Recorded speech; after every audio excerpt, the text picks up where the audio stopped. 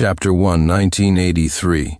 Late into the night, the outside was shrouded in darkness, with only a faint light emanating from the Bellwether family's living room. "Dad, Mom, I'm willing to go abroad and live with you." Hearing their son's words, Charles and Diana Clark on the other side of the ocean were so moved they cried aloud.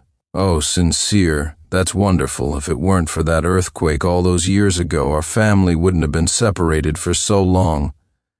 Daddy and Mummy didn't mean to abandon you. We're coming to pick you up right away." Listening to his parents' tears, Sincere Clark felt a complex mix of emotions. He took a breath, calming the turbulent feelings in his heart. "Just give me another 2 weeks. I still have some things to take care of here. Once I'm done, I'll come over and stay by your side from now on." Hearing this, Mr. and Mrs. Clark seemed to remember something. Right, your father and I were being foolish. After all, the Bellwether family has raised you for so many years, and we heard your sister Victoria has spoiled you since you were little. You should definitely say proper goodbyes to them." At the mention of Victoria Bellwether, Sincere Clark's heart subtly trembled, a bittersweet and painful emotion surfacing. When he was 6, there was a major earthquake, and he got separated from his parents. Eventually, he was arranged by an organization to be adopted by the Bellwether family. The Bellwethers were a prominent, long-established family with deep roots. Arthur and Eleanor Bellwether were busy with their work, and although they were arranged to adopt him, they didn't show him much personal care. Rather than being raised by the Bellwether family, he was, in a sense, raised by his sister Victoria Bellwether. When he was 7, he was afraid of thunder. She held him and coaxed him to sleep, singing lullabies for him. When he was 10, he craved snacks and toys his classmates had. She cleared out the entire convenience store for him, spoiling him into a little prince envied by everyone in the neighborhood. When he was 14, he collapsed at home with a cold and fever. She ran up and down, getting him hot water and feeding him medicine herself bit by bit. From small things like hairpins, shoes, and clothes, to larger items like gramophones and toy cars. Anything he wanted, she would always present to him immediately. People here always joked that she was such a doting sister to her brother, wondering which girl would ever manage to marry him away from her. At the time, she just smiled and pulled him into her embrace. "Want to marry my precious little brother? Let's see if you can be better to him than I am." Back then, he was only concerned with burying his face in her arms, so she didn't see the blush on his face. No one knew that the person before him was precisely the one he loved. During countless nights spent relying on each other, he had long since fallen for Victoria Bellwether, but he dared not confess, subtly aware that such feelings were not accepted by the world. So he only dared to secretly record his feelings for her in his diary, or confide in his friend Julian Hayes. But he never expected Julian Hayes would tell Victoria Bellwether about it. That night, Victoria Bellwether suddenly burst into his room, her face grim, found the diary, and tore it to shreds. She flung the torn diary at him. The sharp paper cuts scratched his face, making him turn his head away in pain. "Sincere Clark, falling for your sister, don't you understand propriety and ethics?" That was the first time he had seen her so angry. Those few words pierced his heart, leaving it riddled with holes. He stared blankly at Victoria Bellwether standing before him, his bright eyes brimmed with tears that silently rolled down his cheeks. Before he could even manage to speak, Victoria Bellwether slammed the door shut and stormed out. After that, Victoria Bellwether found ways to avoid and not see him. Even when they occasionally met, her gaze towards him was ice cold, as if looking at a stranger. And just a week later, she announced her engagement to her closest friend, Julian Hayes, right in front of everyone. He hadn't even understood when the two of them had gotten together before this news struck him, leaving him reeling. After the party ended, he wanted to ask for an explanation, but only stumbled upon the usually aloof Victoria Bellwether, backing Julian Hayes into a corner, kissing him passionately. That night, he cried almost all his tears dry. Some questions he knew he wouldn't get answers to, and there was no longer any need to search for them. Just then, the search agency contacted him, saying they had found his biological parents. His parents had been despondent for a long time after he went missing. Even when they were assigned abroad as resident diplomats, they never gave up searching for him. Now that they finally had news of him, they were almost faint with excitement. In that moment, he thought, perhaps many things had already been written in fate. It was fated that he and Victoria Bellwether had no future. Fated that his years spent with the Bellwether family were merely a dream. Now, it was time for him to return to his original path. So, he made a decision, deciding to return to his own home, and also deciding to let go of his many years of feelings for Victoria Bellwether.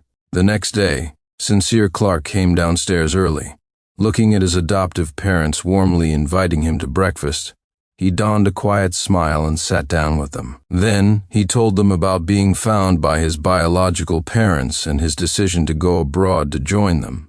Eleanor Bellwether quickly held his hands, her words indicating she was happy for him, but also with a hint of reluctance at the thought of not knowing when they would see each other again. "This is good news, Sincere. Mom is very happy you found your real family. Oh, by the way, have you told your sister about this?" He froze for a moment. Should he tell Victoria Bellwether? Her mind was completely on Julian Hayes now. What difference would it make whether he told her or not? "What do you need to tell me?" A clear, cold voice sounded from behind.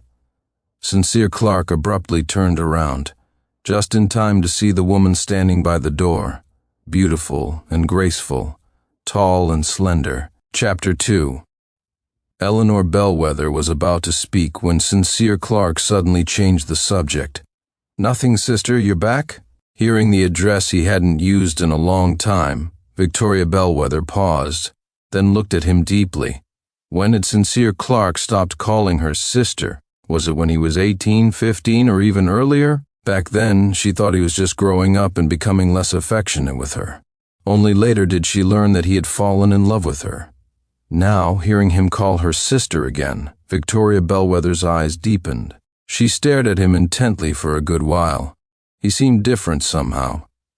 After a long moment, he finally lowered his gaze, withdrawing his look. He walked over, placed the gifts he was carrying on the table, and spoke evenly. "Dad, Mom, these are gifts Julian bought for you. He said they're a small token of his regard, and he hopes you like them." Eleanor Bellwether immediately beamed with joy. "Oh, lovely, lovely. Julian's gifts are always so thoughtful. Have you thanked him for us?" Arthur Bellwether also rose, his usually stern mouth now slightly curved upwards. "Victoria, next time you visit Julian's family, take that tin of red tea from the cabinet with you." Mr. and Mrs. Bellwether had always been very satisfied with Julian Hayes as a prospective son-in-law. When they were chatting happily, they even hinted about inviting Julian Hayes's parents over for a visit if he was free on the weekend. It was clear that they were planning to discuss the wedding. Sincere Clark sat in his seat, watching them silently. A wave of loneliness washed over him. He dug his nails into his palms, then quickly released the tension. In that moment, he clearly felt it again. He was just an outsider. But from now on, he wouldn't have to worry about these things anymore. Thinking this, he calmly stood up and walked towards his room. Hearing the movement, Victoria Bellwether, who was chatting with her parents, looked up just in time to see Sincere Clark's back disappear behind the door. Was it her imagination? Since she had returned, Sincere Clark had only said one sentence. This wasn't like his old self at all in the afternoon. Sincere Clark took his identity documents and headed to the police station to handle the address transfer. As he came down the stairs, he saw Julian Hayes sitting next to Victoria Bellwether, smiling warmly as she peeled an orange. Victoria Bellwether's slender fingers deftly peeled the orange, then meticulously removed the white pith, piece by piece. She broke off a segment and held it to Julian Hayes's mouth. A blush gradually spread across Julian Hayes's cheeks. He glanced at her and obediently bit the orange from her hand. She chuckled lightly, then drew a tissue from a box nearby and carefully wiped the corners of his mouth. "Is it sweet?" Julian Hayes nodded. His slender fingertips picked up another segment of orange and offered it to her. "You want to try some too?" Seeing the intimate scene between the two, Sincere Clark quietly averted his gaze and started walking toward the door. Sincere Julian Hayes called out from behind him. He turned back and saw Julian waving at him. "Victoria's off today and we plan to go to the park. Do you want to come with us?" Sincere Clark shook his head. "You two are on a date. I shouldn't intrude." Julian Hayes's lips curved slightly upward. "We're family. There's no such thing as intruding." When he said the word family, he unconsciously emphasized the word, as if reminding Sincere Clark of his status. If he had heard those words before, Sincere Clark would have felt his heart squeezed as if by a large hand, a pain making it hard to breathe. But now he only regarded Victoria Bellwether as his sister, so his heart was as calm as a clear lake. "I have something I need to do. Maybe next time." Hearing his refusal again, the smile on Julian Hayes's face instantly stiffened, and his slightly aggrieved voice trembled. "Sincere, are you still mad at me for taking your sister? That's why you don't want to go out with us?" Hearing this, Victoria Bellwether quickly put her arm around Julian Hayes and frowned. "You are the only one I care for. How can you say he took me?" That declaration of affection made Julian Hayes's ears turn red. He playful hit her chest light, saying something that didn't make sense according to Julian's statement. She chuckled lightly, threw herself into his arms, and soft-kissed his hair. "If he doesn't want to come, let him be." Sincere Clark pursed his lips. Yes, let him be. From now on their paths would diverge, and they would walk separately. He politely bid them goodbye, then turned and walked out the door. Chapter 3. After handling the address transfer, Sincere Clark left the police station and headed towards the dance troupe. In Director Ellis's office, one entire wall was covered with photos of the troupe's achievements and pictures of them dancing. Sincere Clark touched each one, his eyes filled with emotion and reluctance. He had always thought he would dedicate his youth and the rest of his life to this troupe, but never expected the farewell to come so suddenly. Sincere. Director Ellis walked in and patted his shoulder. Looking at the director who had guided him for 10 years, the reluctance Sincere Clark had just suppressed surged into his throat again. He dug his nails into his palm and took a deep breath. "Director, I need to resign. My biological parents have found me, and I plan to move abroad with them." Director Ellis's eyes widened in surprise, which was quickly replaced by joy. His words were full of happiness for him. "This is great news. So when you go abroad, will you continue to dance?" Director Ellis had watched Sincere Clark grow from a timid, shy young man into the excellent young dancer he was today.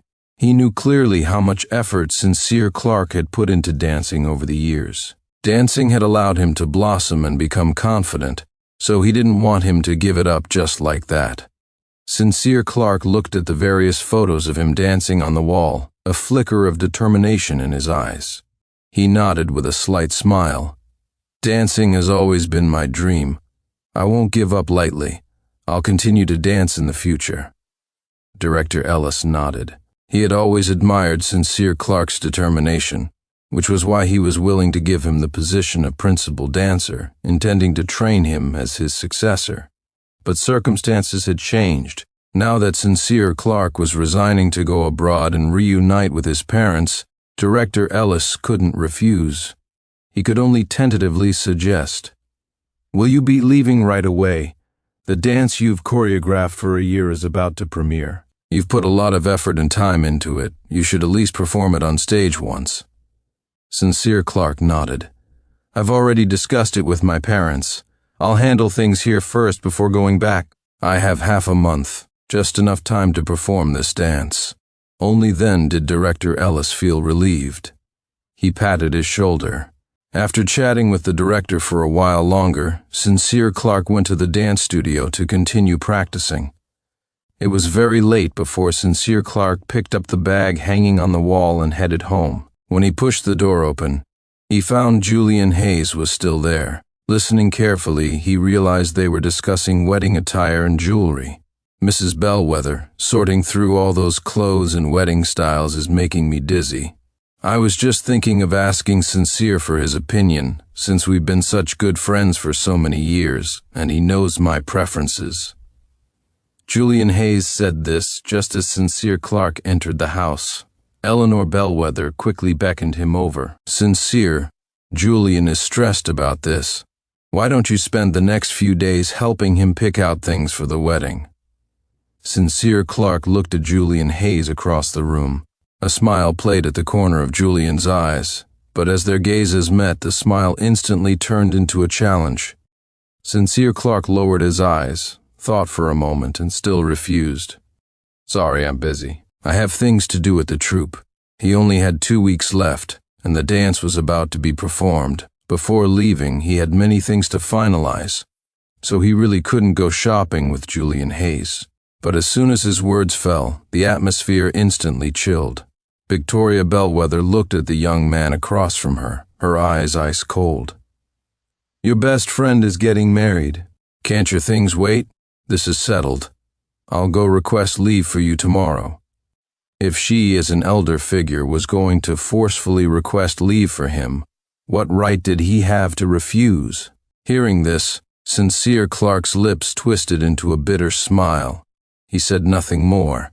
For the next few days, Sincere Clark had no choice but to set aside everything else and devote himself entirely to helping Julian Hayes choose wedding items. He had initially thought Julian Hayes would just need to pick things out at a department store, but Julian dragged him from the south side of the city to the north, wanting Sincere Clark to give his opinion on everything from a wedding dress to a small hair accessory. Whenever Sincere Clark suggested he ask Victoria Bellwether for her opinion, Julian would complain teasingly. Why ask your sister? Your sister is so busy she doesn't know anything about picking things out besides giving me money. You're the one who understands what I like. Last time I asked her to help me choose wedding rings, she just sent a whole display case of rings to my house and told me to pick whichever I wanted. Julian Hayes murmured complaints to him while trying on various hair accessories in front of the mirror, his eyes full of uncontainable pride. Sincere Clark just listened silently, not showing the reaction Julian expected at all. Julian Hayes bit his lip. Just as he was about to say something, his peripheral vision caught sight of Victoria Bellwether at the doorway. He exclaimed with surprise and delight, "Victoria, what are you doing here?" Sincere Clark looked up and saw Julian running towards her, throwing himself into her arms, and planting a sweet kiss on her cheek. Victoria Bellwether stroked his hair and spoke dotingly. "Didn't you say you wanted to go to the temple outside the city to pray? I took half a day off to pick you up." The two exchanged a few more quiet words, making Julian Hayes' face grow even redder. He clung tightly to Victoria Bellwether. Suddenly, as if he remembered something, he came back and pulled Sincere Clark's hand. "Sincere has been with me all these days. Why don't you come with us?" Victoria Bellwether didn't even glance at Sincere Clark. She just picked up the things he had bought and walked out. Suit yourself. Chapter 4. With the sound of distant bells, the thick fog gradually dispersed, revealing the mountain scenery outside the temple. Sincere Clark was looking down intently at the stone path under his feet, walking step by step outwards. "What's this?" A sudden voice interrupted his train of thought. He looked up and saw Julian Hayes stopped in front of a Bodhi tree, examining the wishing ribbons hanging on it. "May Sincere Clark be happy and joyful every year, and successful every year, disciple Victoria Bellwether. May Sincere Clark be happy and joyful, and courteous in all things, disciple Victoria Bellwether. May Sincere Clark have much fortune and no illness in this life, and meet only kind people, disciple Victoria Bellwether. May my boy Sincere Clark be safe and sound, day after day, year after year." Julian Hayes read them aloud, and with each sentence the jealousy in his voice grew stronger. Sincere Clark, however, looked at the wishing ribbons, his heart trembling slightly, his thoughts drifting further away. Because of that major earthquake, his health had always been poor, suffering from minor illnesses every 3 days and major ones every 5. To help him recover faster, Victoria Bellwether would come to the temple every week to hang wishing ribbons for him, praying for his peace and safety. He hadn't expected Victoria Bellwether had hung so many over the years. These wishing ribbons still hung on the tree, but he and Victoria Bellwether could never go back to how things were. You two siblings are truly close. I feel quite superfluous." Julian Hayes couldn't read anymore. His face turned cold, and he was about to leave. Victoria Bellwether quickly steadied him, coaxing him patiently. "Don't be silly. What's superfluous? You're my fiancé, he's just my brother. If you're unhappy, I'll have them taken down." With that, Victoria Bellwether turned and instructed the attendants to remove all the wishing ribbons from the tree. Ribbon after ribbon fell to the ground, one after another, and were stepped on carelessly, smudged with dirt. Soon the tree was covered with new wishing ribbons, all filled with declarations of affection Victoria Bellwether had specially written for Julian Hayes. Only then did Julian Hayes smile again. He glanced triumphantly at Sincere Clark nearby, pretending to sound concerned. "Won't Sincere be upset if you do that?" Victoria Bellwether smiled lightly. "How can a brother be more important than a future husband? Now don't be mad at me."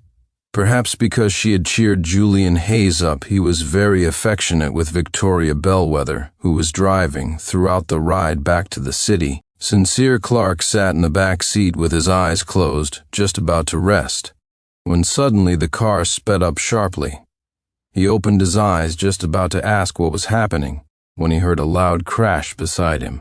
The car suddenly veered off, crashed through the guardrail, rolled several times, and finally became firmly stuck in a ravine. His head slammed hard against the seatback, causing his vision to black out momentarily. When he regained consciousness, he saw himself completely trapped in the seat, his arm severely pierced by a tree branch, bleeding profusely. Beside him was Julian Hayes, also unconscious. He seemed unharmed, just scared into fainting. Victoria Bellwether, in the driver's seat, reacted quickly, broke the window first, and climbed out of the car. She stumbled a few times before finding her balance. She looked at Sincere Clark, who was choking with pain, and at the unconscious Julian Hayes. After a moment of hesitation, she lifted Julian onto her back. "I'll take Julian first. I'll send someone back to pick you up later." With that, she didn't look at Sincere Clark's expression again, hoisted Julian Hayes onto her back, and left in a hurry, as if desperately afraid he might suffer the slightest injury. The moment he decided to give up on her, Sincere Clark told himself that he would never cry for her again. From now on, he would only live for himself. But as he lay alone, pinned by the car in the empty ravine, he couldn't help but think back to the earthquake all those years ago. Back then, he was also buried under rubble.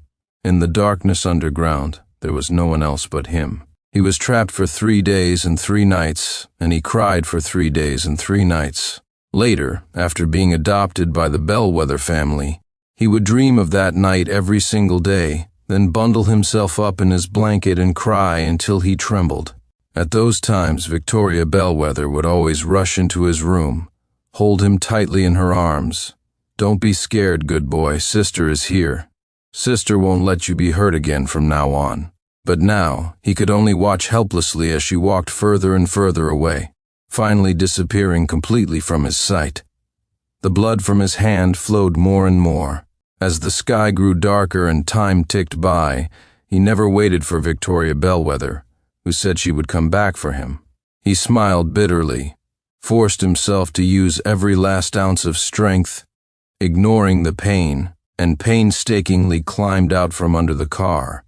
Then he gritted his teeth and fiercely pulled out the tree branch embedded in his arm.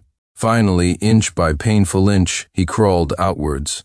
He didn't know how long he crawled. Blood mixed with tears. Finally, covered in blood, he reached the main road and then completely passed out. When Sincere Clark woke up again, he found himself lying in a hospital bed, his hand wrapped in thick gauze. He remembered the last thing he saw was being rescued by a kind passerby who brought him to the hospital. And since he was hospitalized until now, Victoria Bellwether had not visited him even once. He heard the nurses say she was taking care of Julian Hayes.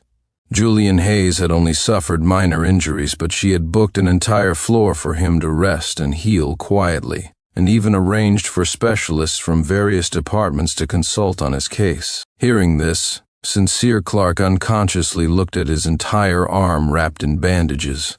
He remembered the year he was hospitalized for a minor cold, Victoria Bellwether had also reacted as if it were a major crisis, calling many doctors, staying by his side constantly, and repeatedly postponing her return to the troop. Tears slipped from the corners of his eyes, dampening the pillowcase. On the day he was discharged, many friends came to pick him up, including a girl who had once pursued him. Looking at the flowers presented to him, Sincere Clark instinctively wanted to refuse, but the girl stammered, interrupting him. "See, Sincere, don't overthink it. These are just flowers to celebrate your discharge. I know you'll be leaving soon, and I just want you to be well in the future." Hearing this, he froze for a moment, then thanked her and accepted the flowers. Just as he turned, he saw Victoria Bellwether standing at the doorway. He rarely saw her angry, but now her face had completely fallen, her eyes arctic as she stared at the flowers in his hand. Then she turned and left.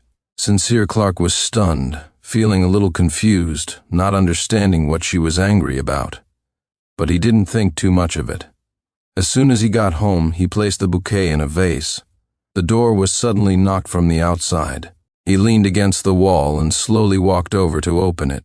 The room door opened, revealing a face with distinct features. Victoria Bellwether. Ever since she found out about his feelings, their relationship had dropped to freezing point, and Victoria Bellwether had never knocked on his door again. What was she doing here now? He was just about to speak when Victoria Bellwether suddenly embraced him.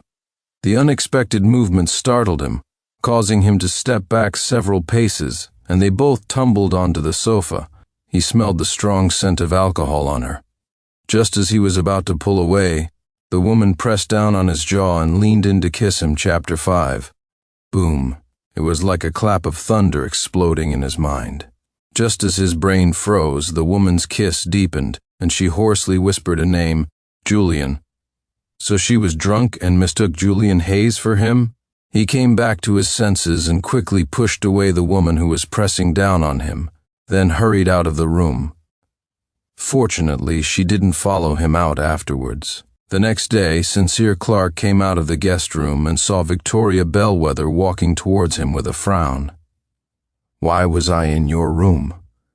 The impatience and suspicion in her tone made him freeze for a moment. Seeing that she didn't remember anything from last night, Sincere Clark was about to speak when the woman coldly interrupted him. "Did you bring me in?"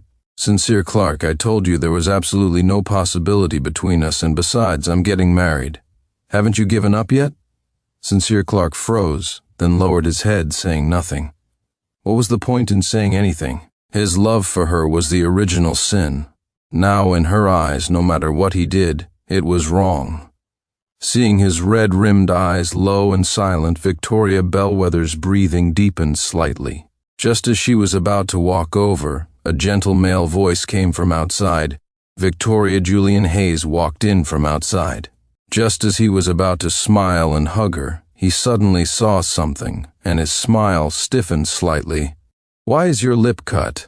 She unconsciously touched her lip, gave Sincere Clark a deep look, and finally said, "It's nothing, probably a mosquito bite." In the time that followed, Sincere Clark didn't meet Victoria Bellwether alone again. She was busy accompanying Julian Hayes while he needed to hurry and practice dancing. One day, as he was repeatedly practicing a difficult movement, Director Ellis suddenly walked in with Victoria Bellwether and Julian Hayes. "Everyone, please stop what you're doing for a moment. Let me introduce you. This is Julian Hayes, a dance student specially recommended by Miss Bellwether. Let's give him a round of applause." Amidst the applause, Director Ellis looked at Sincere Clark, who was standing at the edge, and said, "Sincere, you're the principal dancer. From now on, teach Julian what you know." After the introductions, Director Ellis respectfully took Victoria Bellwether and Julian Hayes to complete the paperwork. The moment the main door closed, everyone began to whisper amongst themselves. "I heard Julian Hayes auditioned for our dance troupe back then and didn't get in. Tisk tisk, he truly is Miss Bellwether's fiancé. With just her word, he gets in just like that.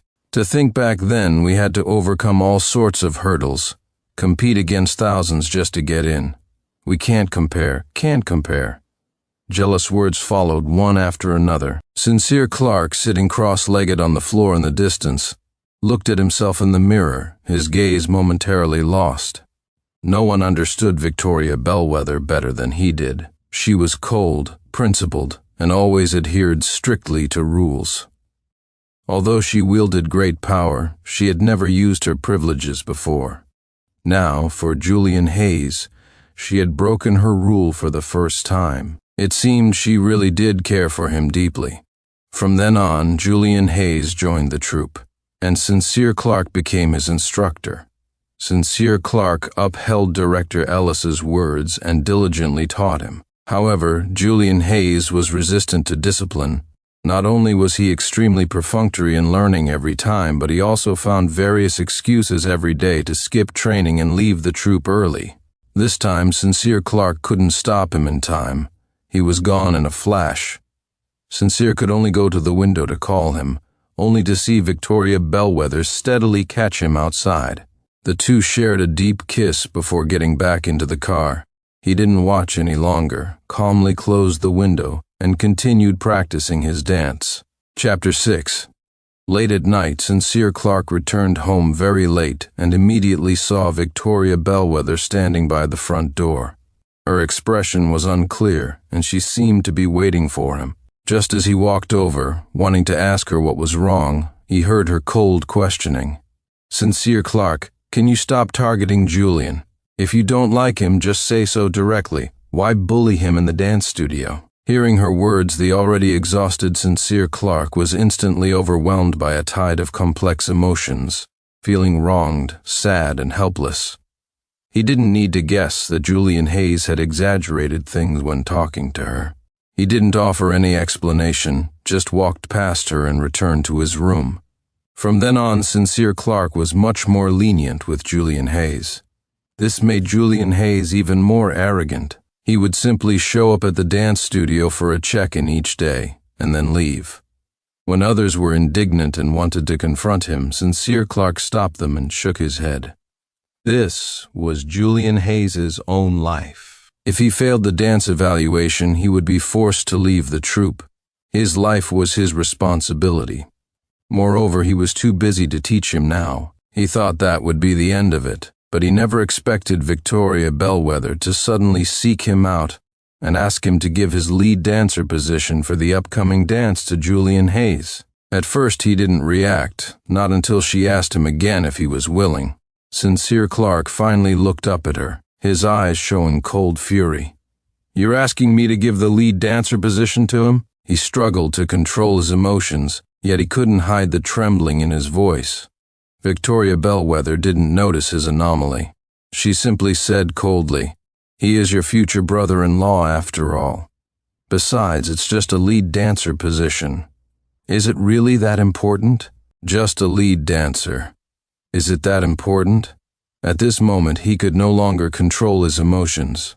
"Victoria Bellwether, 5 years ago, when you found out I liked dancing, you hired the best dance teachers for me. That was you. 4 years ago, when I brought home my first dance champion trophy, you were sleepless with excitement, celebrating. That was you. 3 years ago, when I became principal dancer and was ostracized by the other members, you supported and encouraged me to keep pursuing my dream, to not care what others thought. That was you. Now, you're asking me to personally give the lead dancer position for a dance I choreographed for a year to Julian Hayes. You clearly know what dancing means to me." He dug his nails into his palms, and his voice choked with tears at the end. Looking at his tear-streaked face, Victoria Bellwether's heart felt violently squeezed. She seemed to remember the dance studio lit up late into the night over the years, the boy jumping and falling time and time again. Her hands clenched tightly by her sides, trembling slightly. Just as she was about to speak, she said nothing more, silently turned and left. Chapter 7. Since Julian Hayes joined the dance troupe at Victoria Bellwether's word, the troupe had gradually split into 2 factions. One faction was led by Sincere Clark, striving towards him as their goal. The other faction followed Julian Hayes, neglecting their practice and only thinking about how to appease Julian Hayes so he would speak well of them to Victoria Bellwether and secure benefits. The two factions never directly clashed until after practice today. Julian Hayes smiled and stopped Sincere Clark. "Sincere, there's something I don't quite understand. Can you teach me?" Seeing this uncharacteristically compliant behavior, Sincere Clark instinctively frowned. Just as he was about to speak, Julian Hayes's followers behind him suddenly pushed him. "What does this mean?" "Our Julian is kindly asking you for help. Why such an attitude?" Sincere Clark's companions couldn't stand it and stepped in front of him. "What do we mean?" "I'd like to ask what Julian Hayes means. There was so much time during class and he didn't ask. He only comes after class. Is he doing this on purpose?" Sincere Clark didn't want a conflict and pulled back his friend, but the people on the other side thought they were scared and their words became even nastier. "Scared, huh? Let me tell you, our Julian is the future principal dancer. It's Sincere Clark's honor to teach him exactly just an orphan. If you make our Julian unhappy, be careful, and he might have you kicked out." As they spoke, someone threw the first punch, and the two groups instantly devolved into a brawl. In the chaos, Julian Hayes suddenly came up beside Sincere Clark and shoved him hard. Sincere Clark was standing at the edge of a raised platform. Just as he was about to fall, he grabbed Julian Hayes's arm, pulling him down with him. Both men tumbled off the platform, and screams erupted around them. The scene was in utter chaos. When Victoria Bellwether arrived, both men were about to be wheeled into surgery. Seeing them covered in blood, her face turned pale, her usually composed voice laced with panic. "How are they?" The doctor hurried out. Miss Bellwether, Mr. Shen, and Mr. Hayes both fell from the platform and broke their legs. Furthermore, Miss Bellwether typo in original text should be Mr. Shen. Sincere Clark was crushed by the falling Mr. Shen, and his condition is more severe. Currently, there is only one special medication for treating broken legs, but Mr. Hayes will be fine even without the medicine. You see, before the doctor could finish, Victoria Bellwether interrupted him. "Give it to Julian, but—" "No buts. Hurry up with the surgery," listening to her decisive tone. Sincere Clark, who had just painfully regained consciousness after the fall, felt as if struck by lightning. She clearly knew how important legs were to a dancer. The doctor had clearly said Julian Hayes's legs would be fine even without the medicine. He forced himself to endure the pain, using his last bit of strength to cry out. He had always been proud, but at this moment he was crying and pleading. "Sister, no, I beg you, please give the medicine to me. It's okay if you don't like me. It's okay if you left me in the ravine for a day and a night. But you clearly know how important my legs are to me. I can't lose my legs. I still need to dance. Dancing is my dream. I beg you by the end." He was crying hysterically, large, clear tears rolling down his pale cheeks. Seeing the boy who had never cried, no matter how badly he was hurt, now crying so brokenly, her hands hanging by her sides involuntarily clenched and trembled slightly. Just as she was about to speak, Julian Hayes, who had been unconscious nearby, was also awakened by the pain. Remembering the pain in his legs when he fell, he also cried out in fear. "Victoria, it hurts. My legs hurt so much. Save me." Hearing this, Victoria Bellwether shook off Sincere Clark's hand, hurried over to hold Julian Hayes. "I'll have the doctor inject you with the special medicine right away with that." She didn't hesitate, urging the doctor to administer the special medicine to Julian Hayes. Sincere Clark, seeing this scene from the side, struggled to raise his body and try to reach towards Julian Hayes, futilely attempting to snatch the special medicine from the doctor's hand. But his fractured legs held him firm, rendering him immobilized. The cold needle tip pierced Julian Hayes's legs. Sincere Clark watched helplessly as the special medicine flowed, little by little, into the other person's body. Chapter 8. 3 days later, Sincere Clark finally woke up from his coma. This time, he saw Victoria Bellwether sitting by his bedside watching him. Her face was etched with fatigue, and her eyes were bloodshot. Seeing him wake up, she reached out with a slightly trembling hand to help him up, but he turned away, avoiding her touch. Victoria Bellwether's hand remained stiff in the air. After a long moment, she withdrew it. Her throat was raspy. "You can still walk with your legs, but from now on you won't be able to dance. If you can't dance from now on, then don't. I'll take care of you anyway. Julian is my fiancé, I can't leave him." Sincere Clark should have felt many emotions. He should have been angry, despairing, sad, pained, even raging. But all the accumulated emotions in his heart ultimately left him with nothing but listlessness. His voice was hoarse, and he finally choked out, "Please, leave." A long silence fell over the hospital room. Finally, Victoria Bellwether rose, left him with a quiet rest well, and quietly departed. The moment the door closed, the man who had long been letting tears stream down his face finally cried out unrestrainedly. The little boy who spent all day in the dance studio for the sake of dancing. The little boy who practiced relentlessly even in the scorching heat. The one who said he would lead the team to greatness. The one who said he would dedicate his life to dance. All of it was now completely shattered, along with his injured legs. Sincere Clark's dream was utterly crushed to dust ever since the doctor declared he would never be able to dance again. Sincere Clark gradually became like a walking corpse. He stopped crying and stopped laughing, just sitting in a chair with a blanket over his legs, staring blankly out the window. Until the day of the dance troupe's official performance. Ignoring the Bellwether family's attempts to stop him, Sincere Clark was helped to the auditorium and sat in the back row. The lights dimmed as the piano music began. Sincere Clark looked towards the stage. He watched Julian Hayes wearing the costume that should have been his, performing the dance that should have been his, receiving the applause and flowers that should have been his. The moment the ribbons fell, everyone stood up and applauded. Victoria Bellwether even walked onto the stage with flowers to kiss the performer. Others also rose and came forward to praise and fawn over Julian Hayes. Only Sincere Clark remained seated, quietly watching people come and go, then disperse. He didn't know how long it took before he finally stood up and walked onto the stage.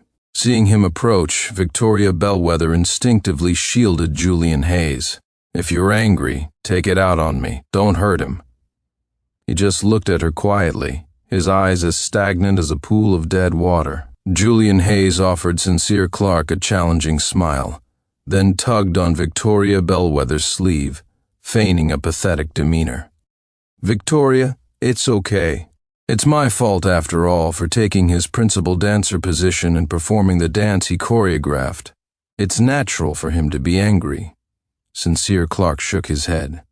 "I'm not angry. I'm here to give you a gift." His words instantly caused everyone to stir. "A gift? What gift? Follow me." Dropping these words, Sincere Clark walked out of the auditorium. The moment they stepped outside, a firework shot into the sky, instantly bursting into bloom, its petals falling like rain. One after another, fireworks lit up the sky. A flicker of surprise crossed Victoria Bellwether's eyes. The next second, she heard Sincere Clark say to her, "Victoria Bellwether, do you remember the day I became principal dancer? You gave me a sky full of fireworks. You said you wished me a dazzling future, free as the wind. Now, I'm returning this fireworks show to you. I wish you and your husband a lifetime together, growing old in love." At the word husband, Victoria Bellwether's pupils suddenly constricted. She instinctively looked at him. This was the first time he had publicly called Julian Hayes her husband. Her heart tightened abruptly. Just as she was about to speak, Sincere Clark had already turned and left, his figure lost to sight. Chapter 9. On the eve of the wedding, the Bellwether family was bustling with activity. Late into the night, the lights downstairs were bright. Eleanor Bellwether directed the staff to move wedding supplies and decorate the bridal suite. Upstairs, Sincere Clark's room was also faintly lit. He sat on the carpet, slowly placing all the gifts Victoria Bellwether had given him over the years into a large box. The teddy bear was the welcome gift Victoria Bellwether had given him the first day he arrived at the Bellwether home. At that time, he was so scared he couldn't sleep the whole night. Victoria Bellwether had secretly sneaked into his room, held the bear, and told him bedtime stories. She even said the bear was her proxy, and from then on, it would protect him in her place. The dance shoes were bought to encourage him the day he decided to learn dancing. She had someone custom make them abroad, saying she wished they would accompany him wherever he dances. The glass slippers were given to him on his 18th birthday. She had personally put them on his feet, saying he was finally grown up and should stay with his sister forever. He packed these gifts away, one by one, then carried the stack of boxes and slowly walked down the stairs. The night was quiet, the house filled with festive decorations. Every corner silently reminded him that this family was welcoming a new master. Sincere Clark didn't look at the decorations again, carrying the boxes, and walked out. He happened to run straight into Victoria Bellwether, who had just returned from Julian Hayes's house. Seeing the large boxes in his hands, her heart suddenly panicked. She asked, "Where are you going with that?" "To throw away some unnecessary things," Sincere Clark said lightly, already trying to walk past her towards the front door. Sincere, seeing his figure walking away without hesitation, her heart inexplicably tightened. Since that incident, he seemed to have become a different person. He couldn't dance anymore. She thought he would argue and make a fuss, but he was incredibly calm, so calm it was unsettling. Sincere Clark turned back to look at her. The next second, he heard her say, "Julian said he hopes you'll be his best man at the wedding." Hearing this, Sincere Clark's expression was flat, and he responded politely, "He is Julian now, not my brother. It's not appropriate for someone like me to be his best man. You should find someone else." With that, he didn't look at her again and walked out, step by step. It wasn't that he wasn't suitable, it was that he would be leaving on their wedding day, the night before the wedding. Sincere Clark, holding a box, specifically went to see Arthur and Eleanor Bellwether. Dad, Mom. He looked at the kind faces before him, his eyes slightly red. "Tomorrow, I won't be able to attend Sister's wedding. My biological parents have booked my flight for tomorrow morning. I'll be leaving tomorrow." Arthur and Eleanor Bellwether exchanged glances, both looking surprised. Why so sudden? Sincere Clark smiled and shook his head. He took out a thick stack of envelopes from his pocket and handed them over. "It's not sudden. I should have left a long time ago. Inside is the money I've saved over the years. The amount is just enough. Enough to repay the money the Bellwether family had spent on him over these 15 years. Arthur and Eleanor Bellwether quickly shook their heads, trying to give the money back to him. "Oh, child." But Sincere Clark insisted on pushing it back, saying, "Please, you must take it." Then he knelt down and gave the two elders 3 deep, earnest bows. He looked up, his eyes glistening with tears, a trace of blood on his forehead. "Mom, Dad, thank you for taking care of Sincere these past 15 years. I will never unforgettable your kindness in raising me for the rest of my life. From now on, Sincere cannot always be by your side. I wish you good health and longevity." On the wedding day, Victoria Bellwether was supposed to go to the wedding, but she lingered, pacing back and forth outside the room door. Looking at the closed door, Victoria Bellwether's heart ached sharply. She had a strong feeling that he couldn't leave. If he left, she would lose something very important. "Sister, what's wrong?" Sincere Clark opened the door and saw Victoria Bellwether standing outside his room, clutching her chest. The distance and coldness in his eyes made her heart jump again. She took a deep breath and said, "Why don't you come with me?" Sincere Clark froze. Go with her to do what? To watch her and Julian Hayes flaunt their affection, or something else? He unconsciously glanced at his watch. He didn't have that much time. He shook his head. "I still have some things to take care of. I'll just meet you directly at the wedding venue later." Victoria Bellwether was about to speak when Eleanor Bellwether downstairs urged her. "Victoria, the auspicious hour is approaching with Sincere Clark's refusal before her and Arthur and Eleanor Bellwether's urging behind her." Victoria Bellwether still hesitated, blocking the doorway with her hand. Only as the urging grew louder did she finally suppress her panic. Come find me before the wedding starts. I have something to tell you." Sincere Clark remained silent, his eyes lowered, his expression calm. But Victoria Bellwether seemed insistent on getting her answer. She repeated again, something very important. "You must come find me," seeing that she wouldn't leave unless he replied. Sincere Clark could only lie and nod. "Okay, I understand." This finally seemed to reassure Victoria Bellwether. She released her hand blocking the door and turned to leave. He nodded, watched her go downstairs, get into the wedding car, and then saw everyone else follow in the cars behind. Finally, the sound of firecrackers erupted. The wedding cars slowly moved away, becoming smaller and smaller in his sight until they finally disappeared. He then softly said, "Victoria Bellwether, congratulations on your wedding. Goodbye forever." With that, he bent down, picked up the suitcase he had packed long ago, went downstairs out the door, and walked step by step towards the airport, his back resolute, without looking back. Chapter 10. The wedding of the Bellwether and Hayes families was major news in the capital. Countless people came out early to wait along the sides of the roads where the wedding cars would pass, waiting for the Bellwether family's attendants to scatter wedding candies. Words of blessing followed one after another, but Victoria Bellwether, sitting in the wedding car, inexplicably couldn't feel happy. Remembering the sudden rapid heartbeat she had felt that morning outside Sincere Clark's door, her heart started to panic again. She felt as if something had been missed.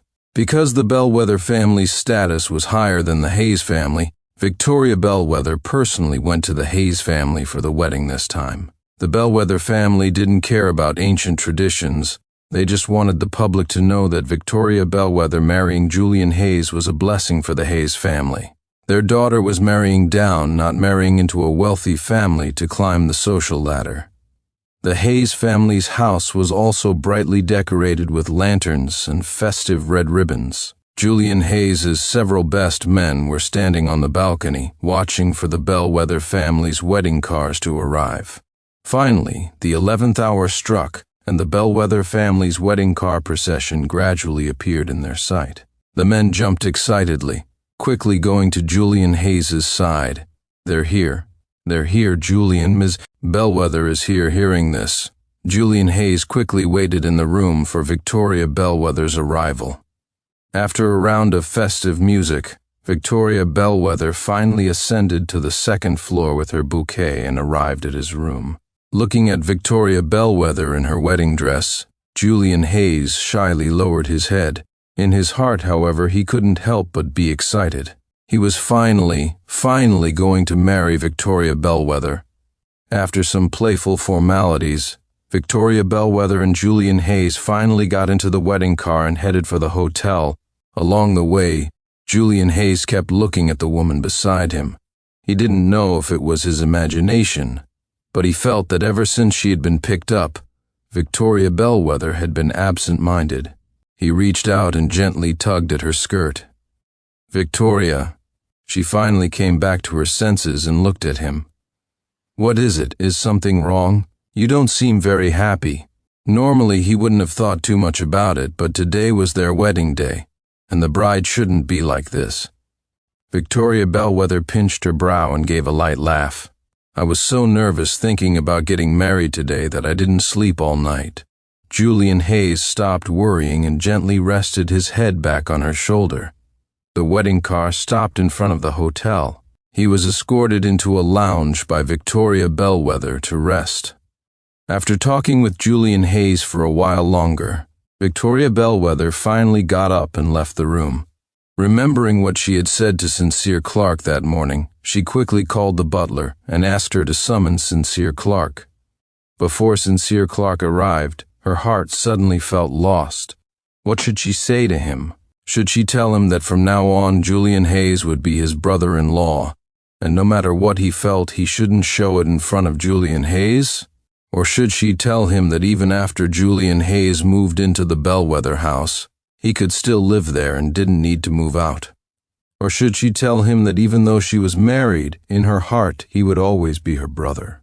She thought of many things to say and imagined how she would begin when she saw him. But when she saw the butler return alone, all her intended words turned into panic. "Where's Sincere?" The butler's mouth opened, unsure how to speak. When she was dispatched by Victoria Bellwether to find her brother, she had bumped into Arthur and Eleanor Bellwether on the stairs, hearing her purpose. Arthur and Eleanor Bellwether exchanged glances. Considering the time, Sincere Clark should be on the plane now, and the wedding was about to start. If Victoria Bellwether went to find Sincere Clark at this moment, she would surely discover something unpleasant and definitely delay the wedding. So they instructed the butler to lie to Victoria Bellwether, saying Sincere Clark's leg condition had flared up and he had to go home to rest. To make the lie convincing, they even produced a note Sincere Clark had written previously but hadn't given to her.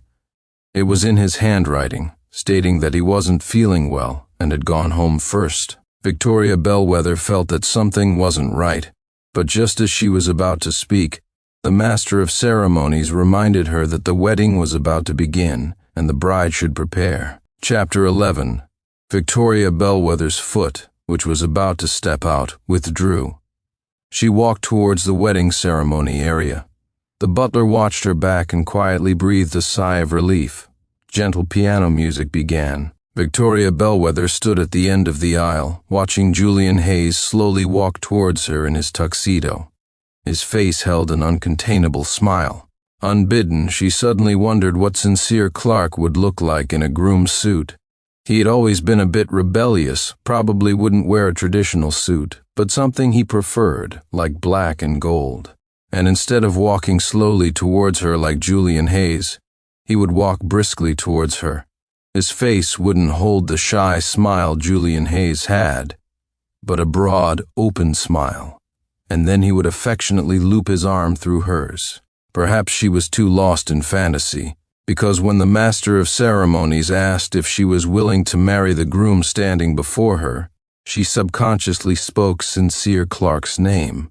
She was still holding the microphone, and his voice echoed throughout the ballroom through the speakers.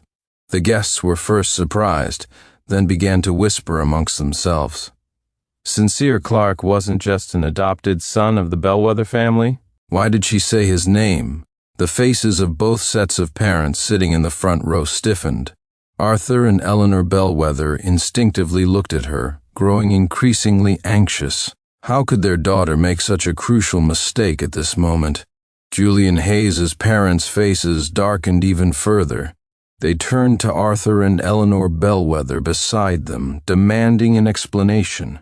On the stage, hearing the bride call out Sincere Clark's name, Julian Hayes's face paled. He gripped his trousers tightly. He spoke with a trembling voice.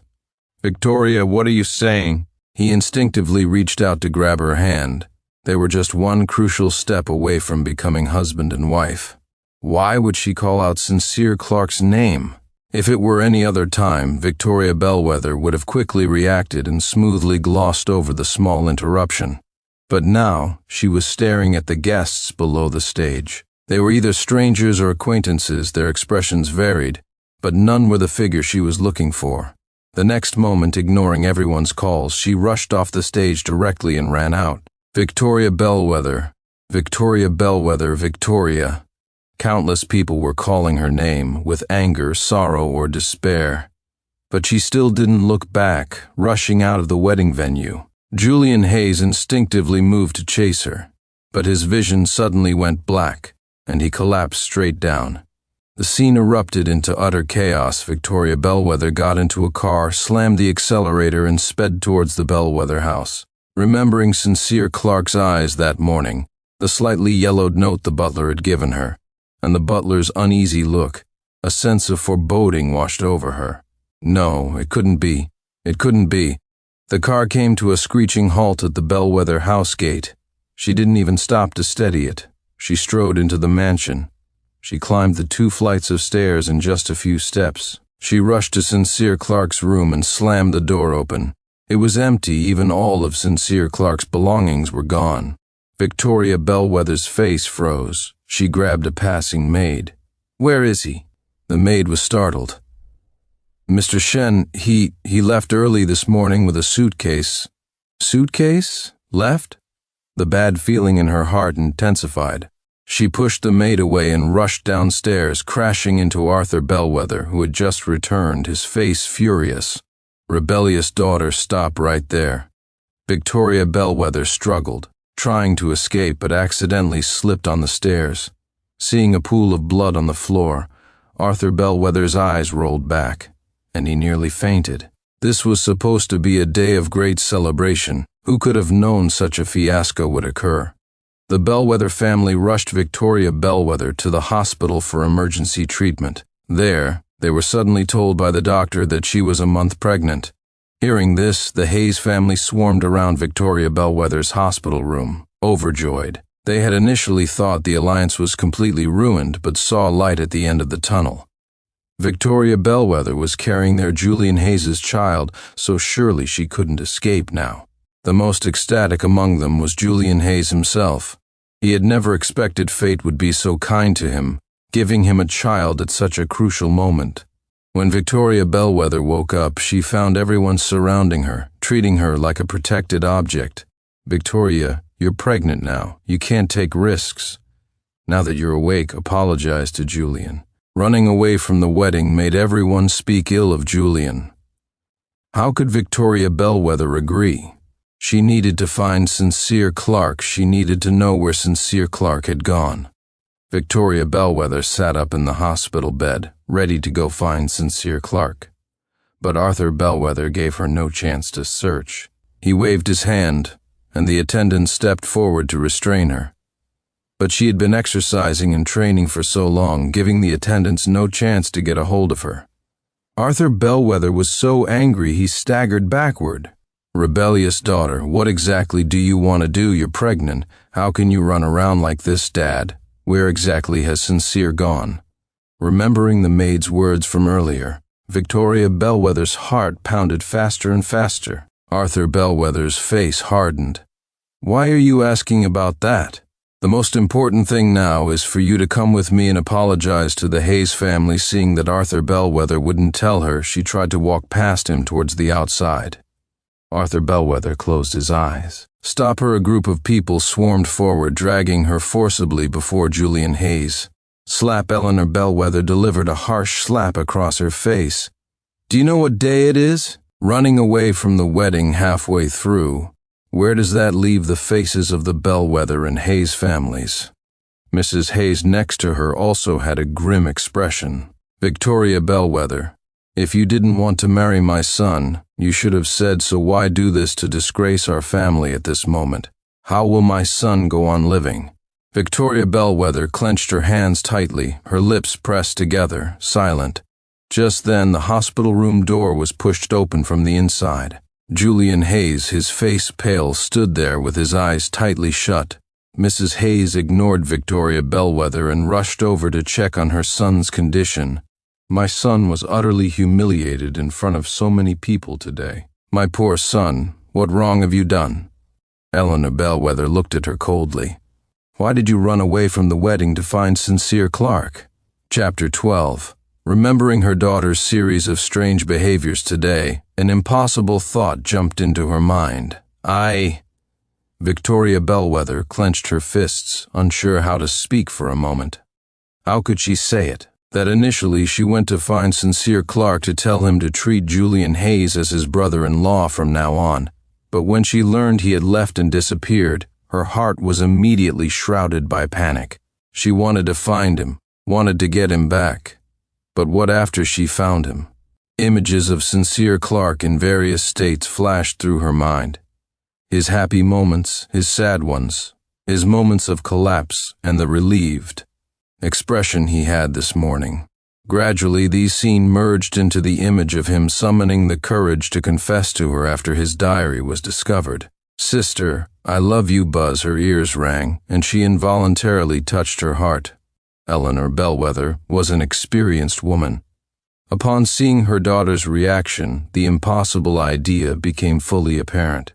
"Did you go look for Sincere because you suddenly realized you were in love with him?" She loved Sincere Clark. If it were before, she would have quickly denied it. But seeing his figure missing from the wedding, then finding him gone from home, her heart panicked, wanting to find him immediately. That love, long buried deep within her, finally sprouted today, growing into a towering tree. Slap Eleanor Bellwether saw her reaction and finally confirmed her suspicion, slapping her again. "He's your brother. How can you have such filthy thoughts?" Words she had spoken 3 years ago were now thrown back at her by Eleanor Bellwether. She turned her head away from the force of the slap, a wave of sorrow rising in her heart. She finally understood today how deeply hurtful those words were. Just liking someone, just a crush, unspoken, yet labeled filthy. Eleanor Bellwether was shaking with rage. Even if you love him, it's useless now. Sincere left the country to find his biological parents, and he's never coming back. Victoria Bellwether spun around to look at her mother. Sincere Clark found his biological parents, and he went abroad with them and will never come back. Why? Why didn't he tell her? Why hide it from her? Eleanor Bellwether gave a cold scoff. In the past 3 years, she had watched the close-knit siblings grow distant. She knew something must have happened between them. Adding to that, all the things Victoria Bellwether had done in the past month to please Julian Hayes and hurt Sincere Clark, any normal person wouldn't want to tell her. "Don't you know what you've done yourself?" Victoria Bellwether's face turned pale. She thought of everything she had done over the past month to make Julian Hayes happy. She had torn down the wishing ribbons hung for Sincere Clark, left him alone in the ravine, and even given the only special medicine to Julian Hayes, making it impossible for Sincere Clark to dance again. Her face grew paler and paler. Her steps faltered, almost causing her to fall. The surroundings blurred. All she could hear was her chaotic heartbeat and rapid breathing. How could he tell her he must despise her so much? Eleanor Bellwether looked at her daughter with cold eyes. "I don't care what you thought before. You are married to Julian now. You are going to be a mother. Put away those old ideas of yours and have a good life with Julian." Chapter 13. Although Victoria Bellwether ran away from the wedding midway, everyone, including the Bellwether and Hayes families, considered Julian Hayes as the Bellwether family's son-in-law by default. Victoria Bellwether opened her mouth, wanting to say something, but her vision suddenly went black, and she collapsed directly onto the floor. When she woke up again, she saw Julian Hayes sitting beside her, weeping copiously. What happened today had dealt him a huge blow. A person's most important moment in life is their wedding. But the woman he loved had run away from the wedding for Sincere Clark. How could he face people after this? Adding to that, he had fainted at the wedding, and Victoria Bellwether was found to be pregnant. The doctor had just told him that because Victoria Bellwether had suffered immense shock, the child might not survive. Thinking of this, he cried even more sorrowfully. In his heart, his resentment towards Sincere Clark also deepened. Why he had never been better than Sincere Clark in anything since childhood.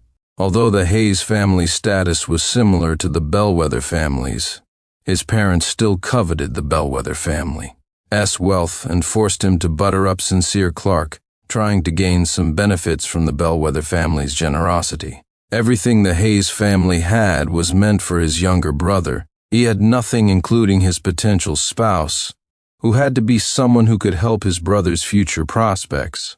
Initially, his parents had chosen a divorced, wealthy woman known for domestic violence, and it was only after much protest and threats that his parents abandoned that idea. To stop his parents from having such thoughts, he had to find someone himself. Just then, Sincere Clark secretly confided in him about his feelings for Victoria Bellwether. Although he knew Sincere Clark was just an adopted son of the Bellwether family, to outsiders, this kind of affection would undoubtedly be considered incest. So he immediately turned around and told Victoria Bellwether. Initially, he just wanted to crush Sincere Clark's fantasy of climbing higher. He hadn't expected Victoria Bellwether, in order to completely dissuade Sincere Clark, would ask him to pretend to be in a relationship. He naturally seized this opportunity. After all, Victoria Bellwether was much better than the potential spouses his parents had picked for him. All he had to do was cry in front of her, act and pretend to care for her. The woman couldn't help but be enticed, and he managed to get her into bed. After one time, then another, they finally got married. As long as they got through today, he would be the legitimate principal dancer. But who knew Victoria Bellwether would run away from the wedding for Sincere Clark? This undoubtedly humiliated him. His parents weren't angry that she ran away. They were angry that he wasn't capable of keeping her. But in front of the Bellwether family, they still pretended to adore him to make the Bellwether family feel more guilty. If it were before, Victorian Bellwether would have tenderly held him and comforted him. But now she just stared blankly at the ceiling. This scene only dissatisfied Julian Hayes more. Although he knew their relationship began because she wanted to use him to provoke Sincere Clark and make him give up and leave her. Now he had given her everything, and they were married. How could she still think of another man? Victoria, Julian Hayes wanted to lift his hand and touch her belly, wanting her to understand that he was a father now. No matter who she was thinking of, she could only live a good life with him. Victoria Bellwether looked at him with cold eyes and drew her body away. His face paled. Just as he was about to say something, Victoria Bellwether glanced at her belly again. The doctor had just told her she was 1 month pregnant, but every time she slept with him, she had taken precautions, except for that one time they rolled down the ravine in the car. To comfort him, she hadn't had time to take precautions then. Just that one time. If Sincere Clark hadn't left, then perhaps this child would be fine. But now that Sincere Clark was gone, this child was no longer necessary. Both Julian Hayes and this child were just tools she used to make Sincere Clark give up. Moreover, she was now certain of her feelings for Sincere Clark, so this child absolutely could not be kept. "I'm going to abort the child." With just 5 words, Julian Hayes shot up, but before he could speak, Arthur and Eleanor Bellwether rushed in. Eleanor Bellwether quickly pulled him aside, afraid that he would suffer another shock. Arthur Bellwether punched him. "Rebellious daughter, you wouldn't dare." Victoria Bellwether was already on edge from the series of events. Being scolded by Arthur Bellwether like that, she closed her eyes and fainted.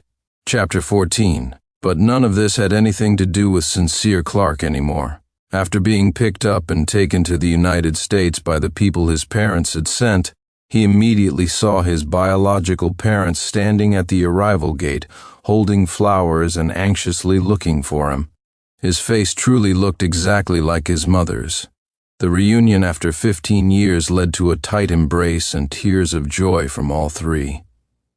Diana Clark wiped away her tears, looked at her son before her, and tears flowed down again. After returning home, Diana Clark held Sincere Clark's hand tightly, unwilling to let go. "Good boy, your father and I gave you the name Sincere Clark back then. After all, his previous name was given by the Bellwether family, and he had used it for 15 years. Now to ask him to change back to his original name felt a bit— "It's okay, Mom, Sincere Clark is fine," Sincere Clark replied. After all, he had already severed ties with the Bellwether family and was no longer part of them. It was natural for him to take his biological parents' surname. Diana Clark nodded excitedly, then suddenly looked at his legs. In the information they had gathered, her son had always dreamed of dancing since he was a child. Furthermore, he had become principal dancer of the troupe when he was 18. Now that he was moving to the United States with them, what about dancing? "Sincere, when you come to the States, do you still want to continue dancing? If you do, Mom will contact dance troupes for you right away." Sincere Clark suddenly froze, staring straight at his legs. His eyes welled up with tears, which began to fall one after another. Seeing him suddenly start crying, Diana Clark panicked. Thinking she had touched on a painful subject, she quickly held him and apologized. "I'm sorry, Sincere. If you don't want to dance, we won't, okay?" He shook his head. "Mom, it's not that I don't want to dance. It's that I can never dance again." Sincere Clark recounted how Julian Hayes pushed him off the platform, how Victoria Bellwether gave the special medicine to Julian Hayes, and everything else. When he reached the point where the doctor announced he would never be able to dance again, he collapsed into his mother's arms, weeping hysterically. Even after so much time had passed, recalling it brought the pain back, and he still couldn't accept the reality. Diana Clark was both furious and heartbroken. She comforted her son for a while, watching him fall into a deep sleep after crying himself out. Then she quietly left and made a phone call back home. "Old man Matthew, I need your help with something." Back in the capital, at the Bellwether residence. Ever since Victoria Bellwether became pregnant, Julian Hayes had been brought back by Eleanor Bellwether. She instructed Julian Hayes to take careful care of Victoria Bellwether to foster their relationship. The Bellwether family had always doted on Victoria Bellwether, treating her like a treasure. Now that she was pregnant, they gave her whatever she wanted. No meals dishes were repeated for 3 meals. Under their meticulous care, Victoria Bellwether's face gradually filled out. The only problem was Julian Hayes. Although he and Victoria Bellwether had a wedding ceremony, they hadn't registered their marriage, so legally they weren't husband and wife. But in Arthur and Eleanor Bellwether's eyes, it was the opposite. As long as they had a wedding ceremony, they were husband and wife. So, at home, they were very protective of Julian Hayes, especially since Victoria Bellwether was carrying his child. Until now, Victoria Bellwether hadn't found an opportunity to abort Julian Hayes's child or kick him out of the Hayes family. Moreover, to keep her in good spirits, she pretended to be busy each week, coming home only once a week. In the past, she wished she could come home every day. At that time, she thought she was eager to see Julian Hayes, but now she knew that she was coming back to see Sincere Clark. Now that Sincere Clark was gone, she wanted to come home even less. She usually didn't want to return home, but today was Eleanor Bellwether's birthday, so she had to come back. But as soon as she arrived home, instead of a lively scene, everyone was gathered together, pointing fingers. Her heart immediately panicked. She quickly pushed through the crowd. She saw Eleanor Bellwether fiercely shielding Julian Hayes, preventing the police from taking him away. Asking the people around, she learned that Julian Hayes had deliberately pushed Sincere Clark off the platform back then. Every time Sincere Clark danced, he would record himself with a video camera and later review the footage. Before the argument with Julian Hayes and his followers that day, he had intended to stop the recording, but Julian Hayes pushed him down, and it happened to be recorded by the camera. Even if it hadn't been recorded, so many people witnessed it firsthand. Originally, Sincere Clark's friends wanted to call the police, but his adoptive parents, being mindful of Victoria Bellwether's status, absolutely forbade them from doing so. It wasn't until today, with an overseas call from the United States, that the incident was brought to light again. Chapter 15. Concurrently, the incident in the operating room where Victoria Bellwether gave Sincere Clark's necessary medicine to Julian Hayes, who didn't truly need it, was also exposed. A series of misdeeds completely tarnished the Bellwether family's reputation. Under normal circumstances, Eleanor Bellwether would have pushed Julian Hayes out without hesitation, but now Victoria Bellwether was pregnant with his child. How could he be arrested? The lead police officer was getting a headache. Just then, a car horn sounded from behind the crowd. Everyone turned around and saw a stern, middle-aged man get out of a car. He walked directly to Victoria Bellwether and produced a special warrant. "Victoria Bellwether, you are suspected of harming others. Please come with us." Without waiting for her consent, the man signaled to the attendants behind him. Several people swarmed forward and forcibly escorted her into the car. Seeing this, Eleanor Bellwether screamed, ignoring Julian Hayes completely, and rushed forward to intervene. Arthur Bellwether quickly recovered and pulled her back. "Don't go, that middle-aged man's status was much higher than his. Their family couldn't afford to offend him." Meanwhile, the police also stopped hesitating. They grabbed Julian Hayes and put him in the patrol car. The crowds gradually dispersed, leaving behind a mess. Eleanor Bellwether's legs went weak, and she collapsed to the ground. Arthur Bellwether quickly went to help her up, only to see Eleanor Bellwether's eyes roll back, and she completely fainted. In the dimly lit interrogation room, the middle-aged man sat across from Victoria Bellwether, holding a paper and listing her offenses one by one. The more Victoria Bellwether listened, the more familiar it sounded, as if these were all things she had done to Sincere Clark. She had once asked Eleanor Bellwether about the identity of Sincere Clark's biological parents, but they seemed very fearful, avoiding the topic. When the middle-aged man mentioned that she had given the special medicine to Julian Hayes, causing Ambassador Clark's son, Sincere Clark, to be unable to dance for the rest of his life, she finally confirmed that Ambassador Clark's son was Sincere Clark. She frantically tried to stand up, wanting to confirm this fact with the person in front of her. But the attendants behind her held her down firmly. The middle-aged man gave her a cold look and announced her punishment. Because she disregarded a human life, she would be stripped of her position. She would be demoted to a minor role and didn't need to return for the time being. As for when she would return, it would depend on that person's decision. Originally, Victoria Bellwether wouldn't have had any position at all, but George Song, the patriarch of the Song family, humbled himself for her sake, requesting leniency, which barely secured her a position. Meanwhile, Julian Hayes' situation was more severe than Victoria Bellwether's. In their investigation, they also discovered that Julian Hayes had intentionally pushed people off the platform more than once. Besides Sincere Clark, several other boys who danced better than him had also been pushed off the platform and suffered broken legs. Although the Hayes family was powerful and could have protected him, he was only the younger son, and he had committed so many offenses and offended someone he shouldn't have. They decided to abandon him. As for Julian Hayes' punishment, first, his principal dancer position would certainly be revoked, and the troupe would never employ him again.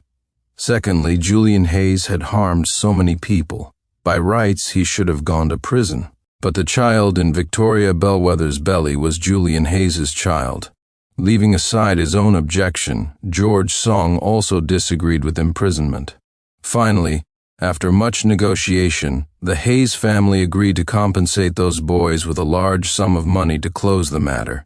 As for Ambassador Clark's son, the Hayes family also paid a lot of money, published apologies in the newspapers, and sent letters. But the Clark family completely ignored them. Because of this, the Hayes family was enraged, unleashing all their anger on Julian Hayes, completely severing ties with him, leaving him to fend for himself. In the end, Eleanor Bellwether stepped in and brought him back home. Before, Eleanor Bellwether had greatly favored Julian Hayes. After all, he was gentle and sensible and could bring a smile to her cold daughter's face. Every time he visited, the house was filled with laughter. Now that Eleanor Bellwether saw through his misdeeds, she could hardly give him a pleasant look. She found him a headache to even see. Finally, she sent Julian Hayes to a nearby house and assigned a few maids to look after him. She reminded the maids simply to ensure he stayed alive and not concern themselves with anything else. Chapter 16. Just a short while ago, Julian Hayes was the envied and admired principal dancer, but overnight he fell to dust, becoming the villain everyone talked about. People avoided him like the plague. He had tantrums and felt resentful. He even tried to threaten them with the child in Victoria Bellwether's belly. But the maid sent by Eleanor Bellwether paid him no mind. If he threw a tantrum, the maids simply tied him to the bed. If he didn't eat, the maids pried open his mouth and force-fed him porridge. While force-feeding, they would even mock him. "I advise you to just give up. If it weren't for the young lady having your child, the Bellwether family wouldn't care about you at all." Julian Hayes also thought of the child in Victoria Bellwether's belly and calmed down. After all, he had nothing now. The child was his only hope. He had to ensure Victoria Bellwether successfully gave birth to the child.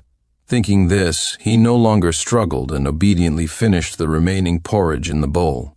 In the room downstairs, ever since Victoria Bellwether was demoted with an uncertain return date, she felt weak and slumped on the floor, her legs casually sprawled out, her hands hanging limply by her sides. Her eyes had lost their former brilliance, becoming cloudy and lost. Several empty wine bottles lay nearby. The entire room was filled with a mixture of alcohol and dust, lingering and pervasive. Even the maid who knocked and entered couldn't help but cover her nose. Holding her breath, the maid carried in a large box and placed it in front of the woman. "Miss, this is something the recycling center returned. They said it was something Mr. Shen had thrown away." Because the items were too valuable, they didn't dare dispose of them casually, so they returned them as they were. With that, the maid didn't look at her anymore, turned, and closed the door behind her. Hearing that they were things Sincere Clark had thrown away, Victoria Bellwether's cloudy eyes suddenly lit up. After Sincere Clark left, all his belongings in her room had been gone. Even the family photo they had taken together at one point had been somehow replaced by a family photo with Julian Hayes. She had searched every corner of the house but couldn't find a single thing related to him. Victoria Bellwether pulled the box towards her forcefully. Perhaps because she hadn't been active for too long, her strength was unsteady, and the box was torn open directly, spilling all the contents. Seeing what was inside, her eyes widened. It was full of the gifts she had given him. The teddy bear in her hand was the welcome gift she had given Sincere Clark the first day he came to the Bellwether house. At that time, he was so scared he couldn't sleep all night. It was Victoria Bellwether who had secretly sneaked into his room, held the bear, and told him bedtime stories. She even said the bear was her proxy and would protect him in her place from then on. The pair of dance shoes next to it was the first birthday gift Victoria Bellwether had given him. At that time, he had developed a strong interest in dancing. To encourage him, Victoria Bellwether had specifically asked someone to buy a pair of dance shoes from abroad for him. The rest of the boxes were all birthday gifts she had given him every year on his birthday. On the morning of his birthday, as the clock struck midnight, she would place the gift she had prepared outside his room door. She hadn't missed a single year. Not until the year he turned 18, after his diary containing his secret feelings was discovered by her, did she ever give him another gift. Victoria Bellwether looked at each item, and the pain in her eyes grew more intense. These gifts had been very well preserved by him. If not for the yellowish marks on them, one would think they were new. She reached out with trembling hands and slowly touched each gift. Suddenly, she seemed to see something else and found a journal at the bottom of the gifts. Seeing the numerous pieces of tape on it, she knew this was Sincere Clark's diary that she had torn to shreds. Back then, the boy who always called her sister had suddenly started calling her by her full name. She thought it was because he was growing up and had his own thoughts and feelings, so she didn't think too much of it. It wasn't until Julian Hayes secretly stopped her and revealed all of Sincere Clark's feelings for her that she realized he had already fallen in love with her. At the time, she was first surprised, then fearful. Sincere Clark had told Julian Hayes his most private matter, and Julian Hayes was known for not keeping secrets. If Julian Hayes revealed this someday, not only would she and Sincere Clark be affected, but the entire Bellwether family would suffer a huge blow. So, before the matter was fully exposed, she decided to nip his feelings in the bud. Chapter 17. She didn't know how she had burst into Sincere Clark's room, or how she had torn up his diary. When she came back to her senses, she saw the boy's shattered, tear-streaked face. In that moment, she was truly panicked, but thinking of the contents of his diary, that panic turned into anger. From the very first day you came to the Bellwether family, I only saw you as my brother. How could you have such filthy feelings for me? If you want to stay in the Bellwether family, get rid of these thoughts. Otherwise, if this gets out and becomes known to everyone, the Bellwether family will be completely disgraced. After throwing those harsh words, she didn't look at him again and slammed the door shut as she left. Her hand stroked the torn diary, and she could imagine how, after she left, Sincere Clark broke down and cried hysterically. Then, after crying himself into exhaustion, painstakingly pieced the torn diary back together with tape, bit by bit. Perhaps because the pain was too great, there were still many wrinkles on the diary where dried tears had fallen. Tears had blurred the ink, making many words illegible. But she could still feel the deep affection the boy once held for her. That's why he was so persistent later, trying to win her back repeatedly. But how could she agree? Just Arthur and Eleanor Bellwether's opposition would hurt him again. So, to completely cut off his love for her, she decided to find someone to pretend with. Upon hearing her idea, Julian Hayes volunteered. She gave a bitter smile. I've betrayed my best friend. He must despise me. Perhaps it's better to make him despise me a little more. Looking at Julian Hayes's frail appearance, a pang of sympathy rose in her heart. But only later did she realize that everything was within Julian Hayes's calculations. Everything that followed was natural. She and Julian Hayes grew closer, and the love in Sincere Clark's eyes for her grew fainter. When she spent the night away for Julian Hayes for the first time, when she deliberately left Julian Hayes's kiss marks on her neck, when she held Julian Hayes's hand to announce their engagement and then their marriage, the love in Sincere Clark's eyes completely vanished, leaving only indifference and distance. That was the only emotion left for her after his heart had died. She clearly remembered how relieved she was at the time, relieved that Sincere Clark finally didn't love her anymore. But now that she finally realized her delayed love for him, it was so painful. Sorrowful emotions spread throughout the room. She hugged the diary and wept uncontrollably. Beijing Airport. 6 months later, Sincere Clark stepped onto this land again. When he went to the United States, he thought he would never return. But he hadn't expected to be back in the country again after just 6 months. This time, he was back to attend the birthday banquet of Diana Clark's mentor, representing his mother. Diana Clark couldn't return due to work reasons, so she asked him to come back. To ensure his safety, Diana Clark even asked her sister's son to accompany him back to the country. Although he had only been away for 6 months, looking at everything before him, Sincere Clark felt like a lifetime had passed. Meanwhile, Daniel Bennett beside him was constantly amazed at the scenery outside the car window. After all, he had grown up in the United States, and this was his first time returning to the country. Before they returned, Diana Clark had called another friend domestically, asking him to take good care of the 2 boys. So, after they left the airport, they didn't go to a hotel but were directly picked up by the Chen family.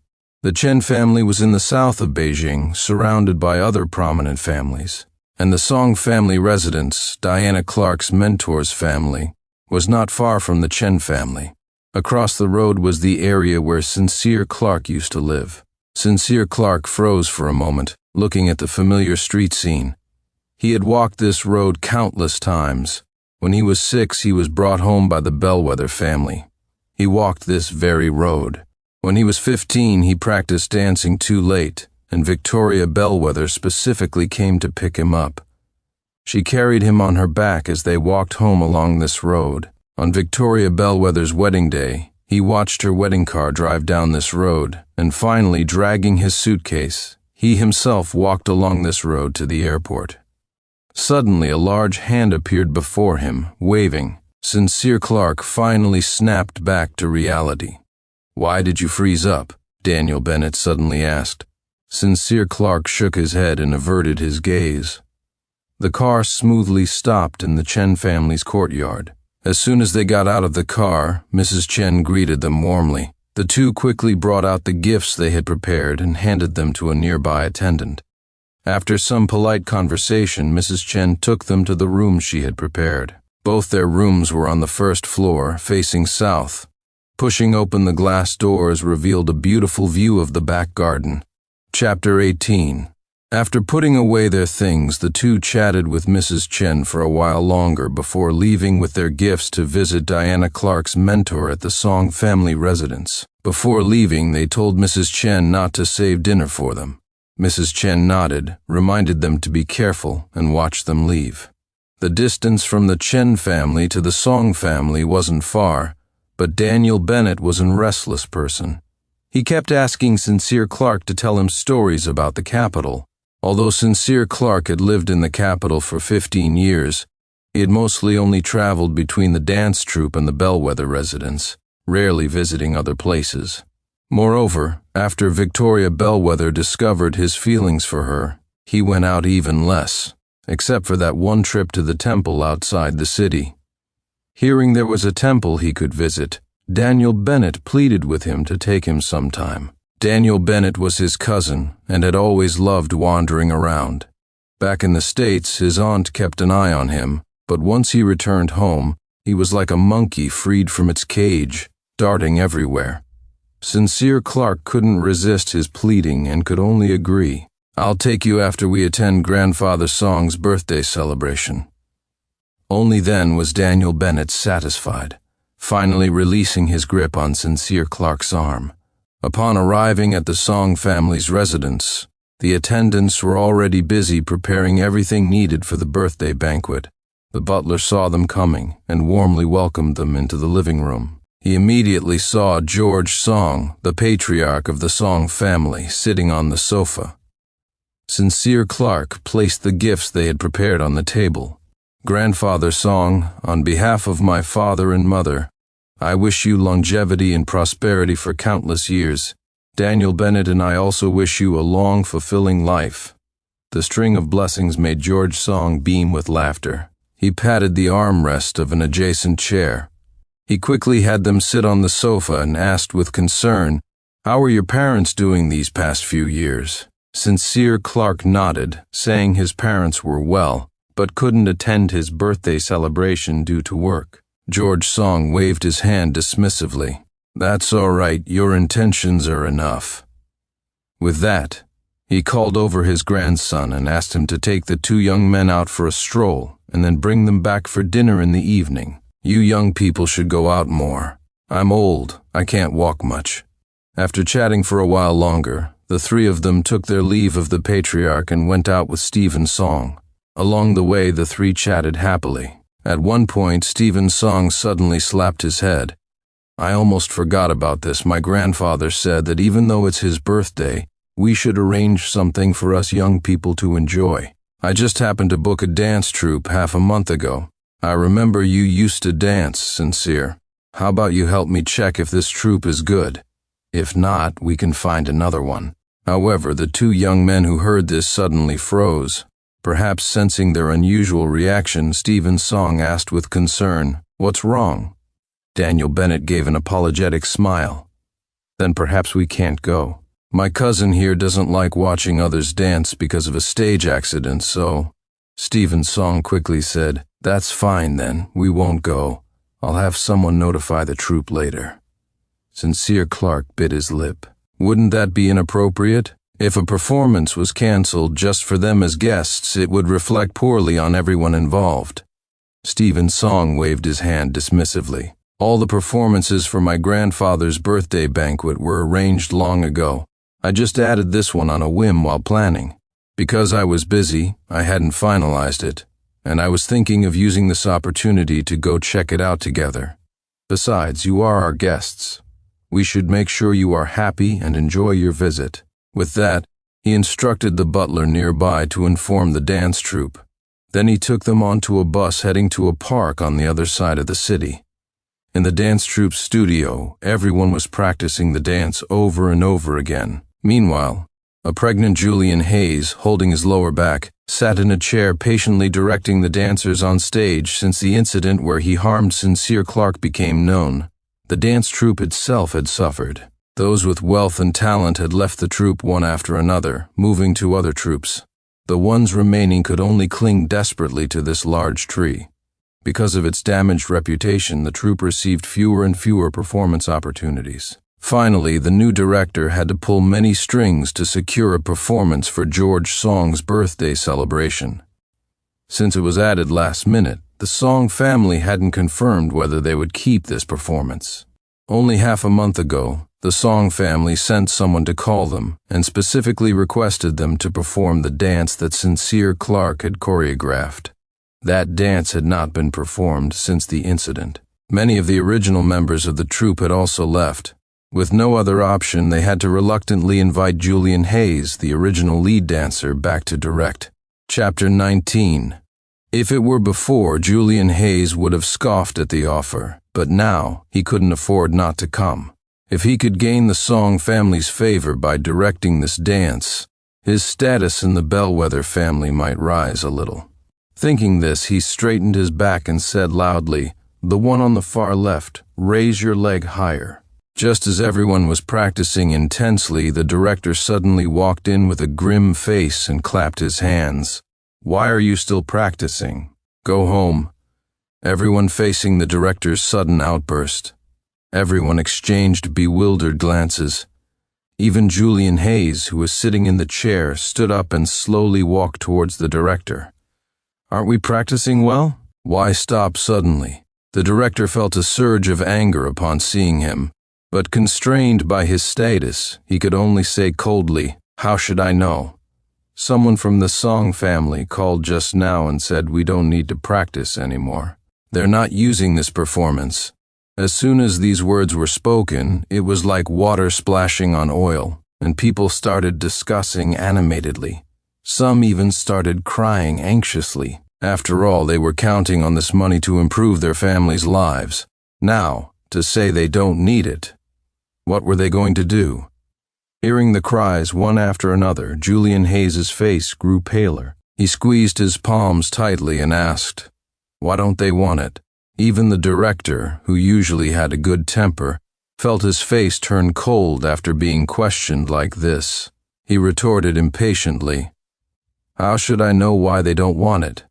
They just said a guest got injured from dancing and doesn't want to see a performance most of the people were new or hadn't participated in. The rehearsal back then, so they had no idea that the guest the director was talking about was Sincere Clark. Julian Hayes didn't know how he left. The scorching sun in the afternoon stung his eyes, but he seemed not to feel it. He numbly returned home, bumping right into Victoria Bellwether, who was just about to go out. "Where are you going?" he asked instinctively. "None of your business." Victoria Bellwether completely ignored him and was about to walk out. Earlier, Eleanor Bellwether had received an invitation from the Song family inviting them to George Song's birthday banquet.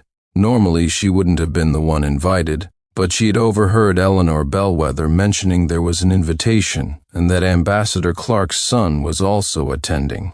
After that incident, everyone knew that Ambassador Clark's son was Sincere Clark. The thought that she could finally see the person she loved again after he left made her disregard everything else.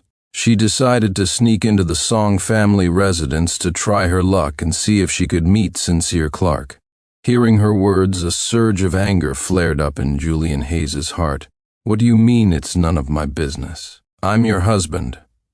Her outstretched foot suddenly paused, and she turned back coldly. "We haven't registered our marriage, and the wedding wasn't completed. You are not my husband with that." She didn't look at him again, and walked straight out.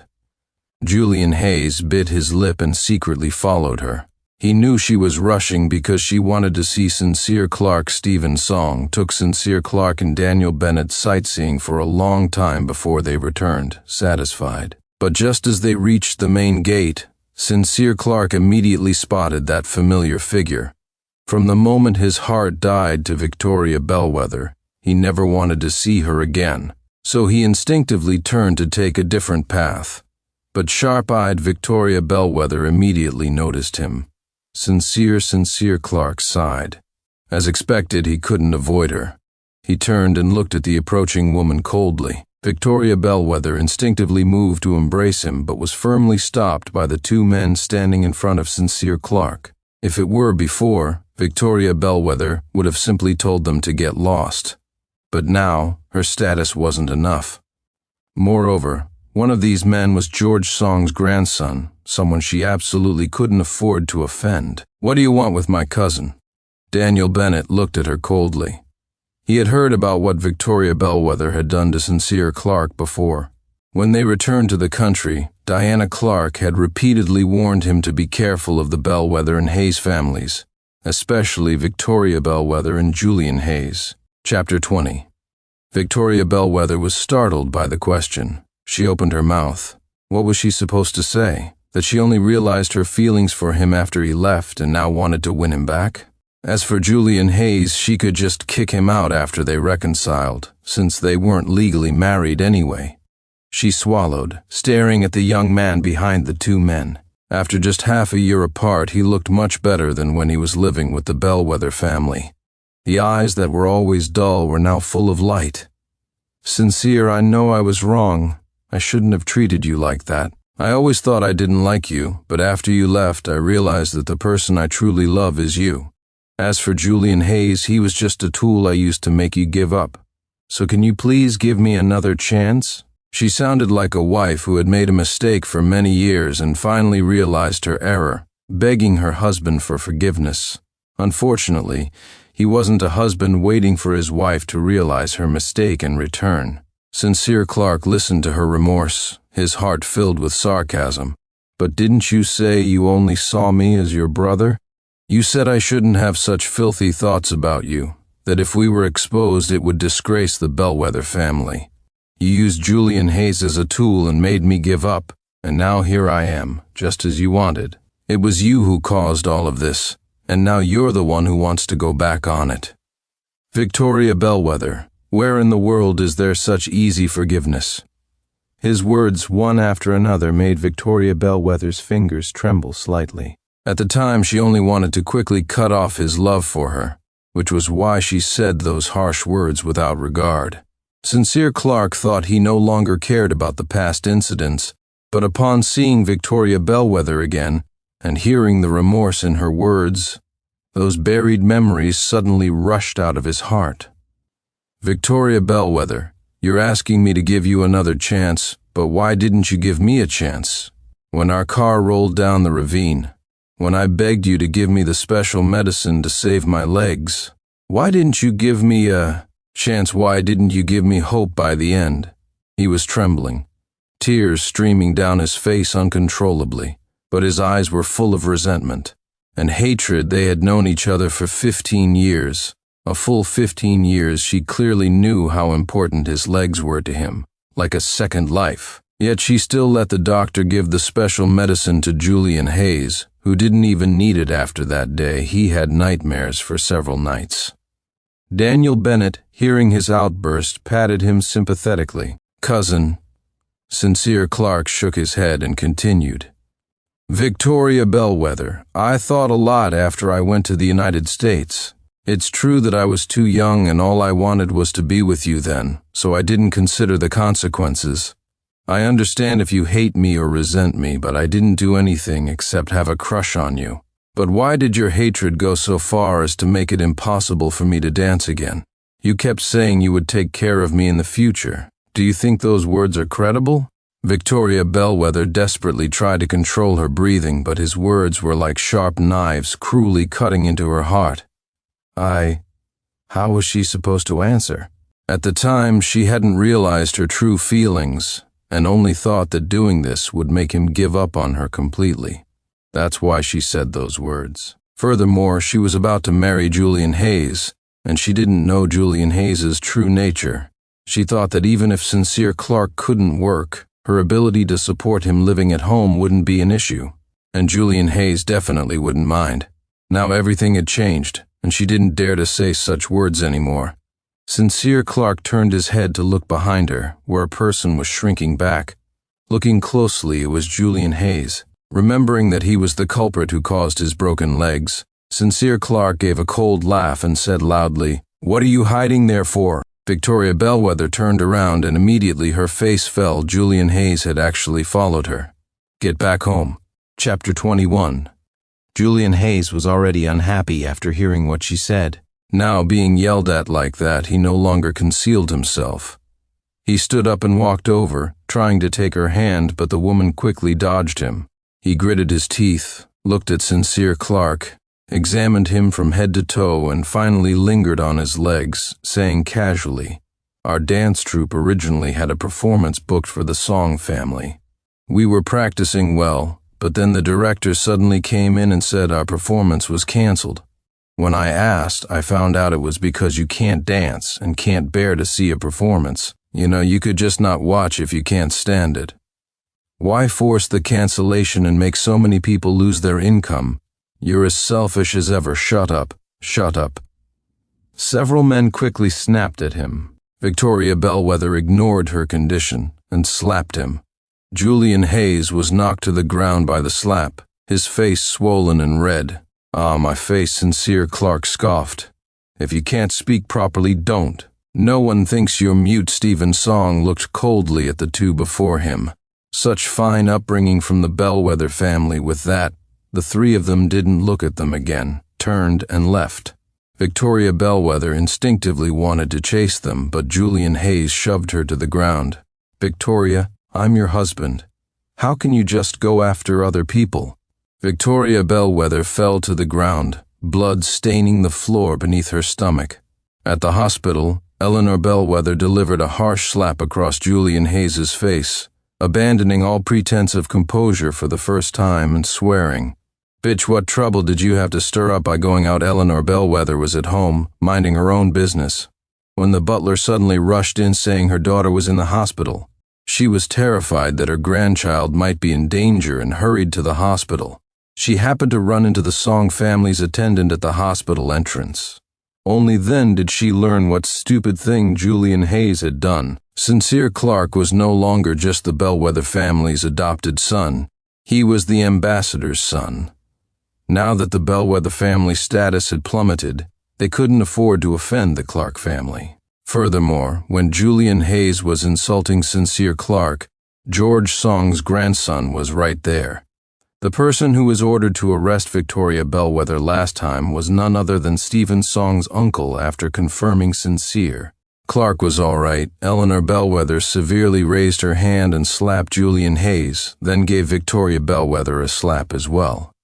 What is your status now, and what is Sincere Clark's status now? How dare you still go look for him, Victoria Bellwether, based on the things you've done before? Do you think he would ever forgive you? Victoria Bellwether clenched her fists, looking at Julian Hayes nearby, who was whimpering while clutching his face. She said after a long pause, "Mom, I know what I need to do." Her words didn't relieve Eleanor Bellwether, but instead made her clutch her heart tightly.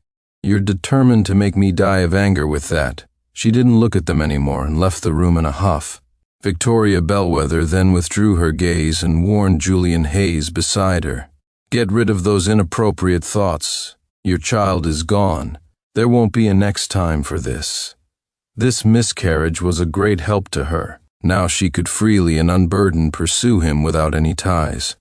Seeing Victoria Bellwether's grim face, Julian Hayes gritted his teeth. "Sincere Clark, why do you keep pushing me into a corner?" On George Song's birthday, guests gathered. After presenting the birthday gift, Sincere Clark and Daniel Bennett stood to the side, quietly discussing their plan to visit the temple. "It's a bit cold in that mountain. Remember to wear more clothes. Also, there are vegetarian meals up there. Just bring some water and biscuits." Daniel Bennett nodded. Suddenly, he felt a shadow fall over them. He looked up and saw Victoria Bellwether standing in front of them. "What are you doing here? Are you two going to the mountain temple outside the city?" Sincere Clark looked up at her, his eyes darkening. "I never knew you had a habit of eavesdropping." Sincere Clark didn't bother to engage her. He took Daniel Bennett's hand and walked towards the other side. Victoria Bellwether wanted to chase after them, but someone else came to find her. Throughout the entire banquet, she didn't get another chance to speak to him. Chapter 22. Outside the city temple, as dawn gradually broke, the fog grew thicker. Large, dense masses of white mist intertwined with the air, obscuring the entire path. Sincere Clark and Daniel Bennett walked step by step along the stone path, slowly heading towards the temple on the mountain peak. Not far away, Buddhist chants echoed, and the temple bells tolled in the distance. Inside the monastery, ancient trees reached towards the sky. Moss covered the flagstones. Leaves rustled and fell in the wind. Bronze bells hanging from the eaves tinkled. Sincere Clark took a deep breath and sat on a stone seat in a corner, watching Daniel Bennett, who was like a curious child, looking around everywhere. What should have been a beautiful moment was interrupted by Victoria Bellwether's arrival. Haunting presence. That was the first thought that surfaced when he saw Victoria Bellwether walking towards him. "Sincere, can we talk properly?" Perhaps Eleanor Bellwether's words from yesterday had had an effect. She knew she had been too impatient. Sincere Clark hadn't intended to talk to her, but then he thought about having to go back to the United States soon. What if she became persistent and followed him? It would be better to take this opportunity to make things clear. So, instead of getting up, he sat back down and raised an eyebrow. "Sure, what do you want to talk about?" A flicker of joy flashed in Victoria Bellwether's eyes. She was about to sit beside him, but he quickly got up and walked away. Sincere Clark stopped only when he reached a Bodhi tree, looking at the woman who had rushed over. "I'm in a hurry. Say what you need to say quickly." Victoria Bellwether took a deep breath and spilled out everything she had wanted to say over the past 6 months. She said she didn't love Julian Hayes at all, pretending to be with him just to make Sincere Clark give up. She also said she didn't know about Julian Hayes harming him, which was why she thought of saving Julian Hayes first, because at that time, Julian Hayes was her fiancé. She said they only had a wedding ceremony but no marriage certificate, and that the child was an accident, that Eleanor Bellwether wanted it but the child had miscarried now, and she was going to kick Julian Hayes out immediately. In short, she hoped he could come back to her, that they could return to how things used to be. Sincere Clark looked intently at the woman before him for the first time. She still looked the same as before, but somehow he only felt like she looked completely unfamiliar. "Victoria Bellwether, no matter what your intentions were for being with Julian Hayes, you genuinely hurt me. Julian Hayes wouldn't have dared to harm me on his own. He was emboldened by your indifference. You pushed me away first, neglected me, hurt me, and that's why he learned from you and hurt me too. Honestly, you two are quite a match." Her face turned pale. She never expected Sincere Clark to say she and Julian Hayes were a match, but she didn't love Julian Hayes at all. Especially after learning his true nature, she despised him even more. Sincere Clark didn't look at her and continued, "You were the one who pushed me away first, who made me give up first. Yes, I really liked you a lot before. It was because you were the first person to be good to me after I came to the Bellwether household. You practically occupied my entire youth, which is why I developed feelings for you. But when you pushed me away, I saw the outside world and realized I didn't have to have you. You and Julian Hayes did so many disgusting things. Now you say let's restart and want to gloss over all of that, asking me to reconcile with you. That's impossible. My legs can never dance because of you two. I can't even look at a performance. As long as my legs still hurt, I can't possibly forgive you. Victoria Bellwether, sometimes you're quite selfish. Although on the surface you seem to care about everyone else, in reality, it's only for yourself.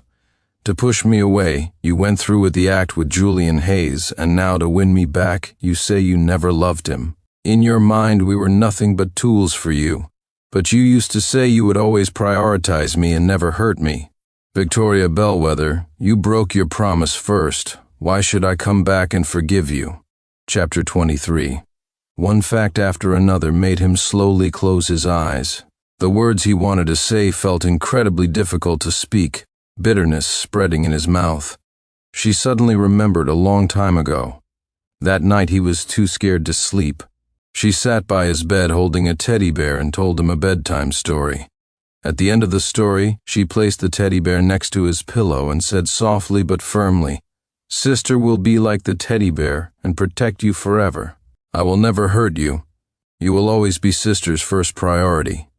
A hint of surprise flickered in the little boy's eyes, but then he quickly lowered his gaze. "Sister is just saying that to make me feel better. No, let's pinky swear. Okay, if Sister ever really hurts me in the future, I'll never speak to you again." Tears slipped silently from the corners of her eyes.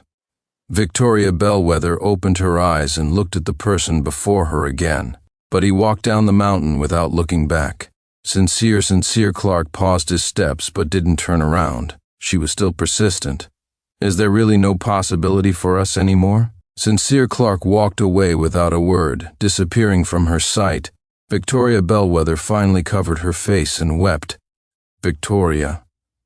Julian Hayes's voice pulled her back from her thoughts. There was no longer hatred or resentment in Julian Hayes's eyes, only deep sorrow. Before, he had done everything bad to climb the social ladder by attaching himself to Victoria Bellwether. He had even lost the only person who was truly good to him, Sincere Clark.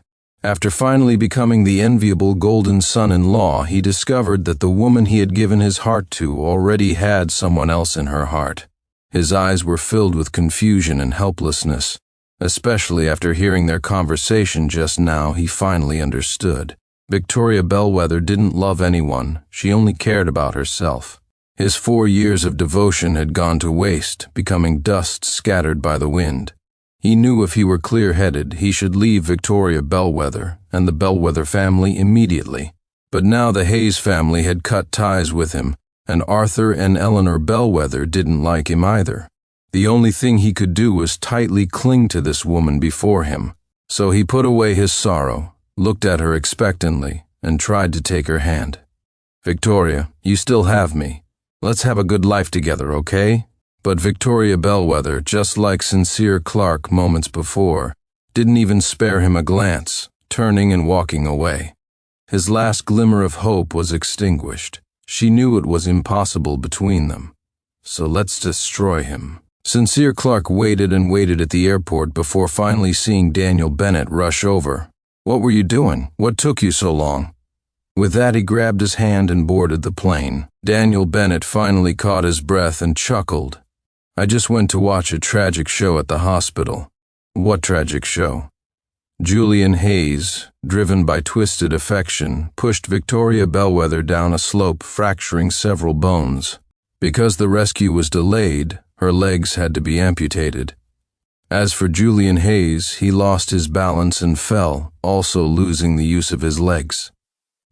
Eleanor Bellwether fainted from anger when she heard this. Arthur Bellwether immediately ordered the butler to kick them out of the house and leave them to fend for themselves after they were discharged from the hospital.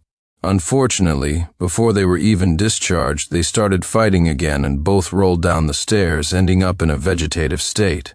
"Are you happy?" he said, looking at Sincere Clark beside him. Sincere Clark didn't react. "What does that have to do with me? The plane is taking off. I'm going to sleep." The plane soared through the sky, disappearing into the clouds. From then on, none of the events in the capital concerned him anymore. He was going to start his new life,